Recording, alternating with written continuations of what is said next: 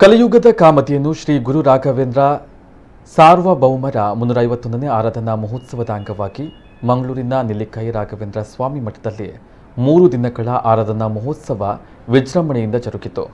ಕೊನೆಯ ದಿನವಾದ ಇಂದು ಬೆಳಗ್ಗೆಯಿಂದಲೇ ನಿರ್ಮಲ್ಯ ವಿಸರ್ಜನೆ, ಪಂಚಾಮೃತ ಅಭಿಷೇಕ, ಅಲಂಕಾರ ಪಂಕ್ತಿ, ಕನಕಾಭಿಷೇಕ, ಮಹಾಪೂಜೆ ನಡೆಯಿತು.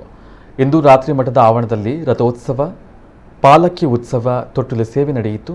ಈ ಮಹೋತ್ಸವದಲ್ಲಿ ನೂರಾರು ಭಕ್ತರು ಪಾಲ್ಗೊಂಡು ಗುರುರಾಯರ ಕೃಪೆಗೆ ಪಾತ್ರರಾದರು.